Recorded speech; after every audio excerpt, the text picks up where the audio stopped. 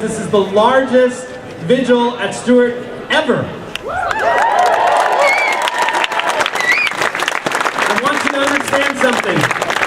When we walk down, by the way, that's the intersection of Martin Luther King Jr. and Main Street, where the people meet the prophets. Then we're going to go down to where the people stop the prophets. Different spelling.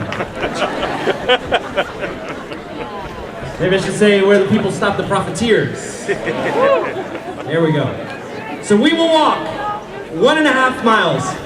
I want this to be a contemplative walk. I want you to recognize, I want you to look around and know where you're located. You are located in rural Southwest Georgia. A beautiful place with beautiful land. Unfortunately, a really torn history of the people that we initially displaced from this land, from the people that we then enforced to work on this land, and then now the ones that we commodify on this land.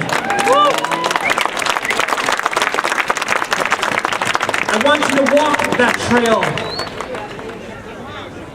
remembering those indigenous to this land, those who were forcibly placed here, and those who now are forcibly detained here. I want you to walk with their souls, in their witness. I want you to see and make eye contact with any of the neighbors who come out.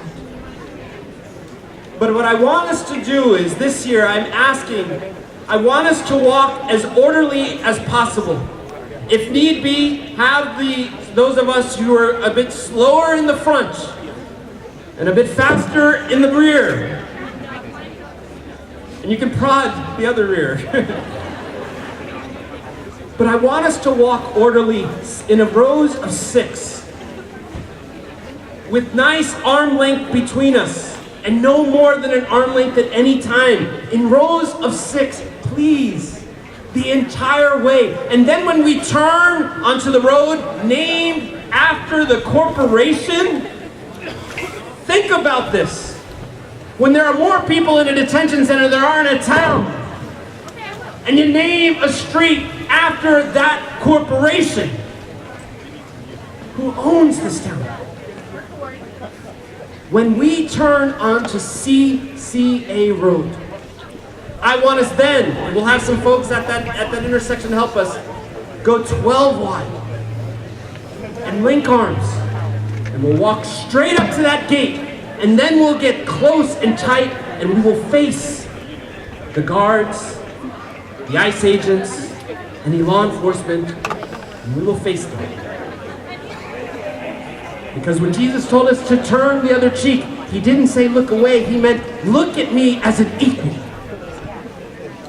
And so we want to look at them, and we want them to recognize that we are a movement of human beings who believe in liberty and justice, and we are a democratic voice speaking for the liberation of all people, including those guards and that law enforcement.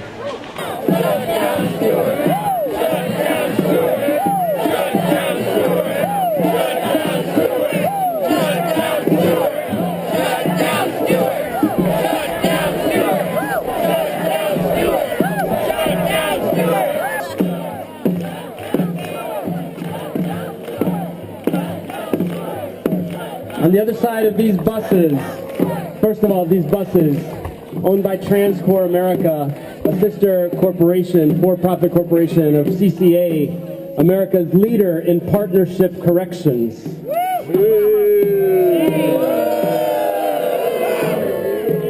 These are the buses where they shackle civil detainees in 5 places: their wrists, their ankles, their waist, when they bring them here and when they deport them. And if they get released, some of them now are being taken all the way to Columbus in the middle of the night with whatever clothing they have on, left to shiver overnight in the cold in a town they don't know, outside of a bus station, with or without finances. This is the inhumane place that they're trying to prevent you from seeing. On the other side is a major complex, an 1,800 bed facility built to be a medium level prison with 2 layers of razor fence for what is supposed to be a civil detention center. And all that ICE can do, and all the press releases that we've had, is all they're saying is that they have done reforms. I don't know what reforms they're talking about. These individuals still don't have the dignity of a contact visit with their loved one. They're still required to wear color-coded uniforms to instill fear and control. And they're still housed in this medium-level prison when there are more humane alternatives to detention.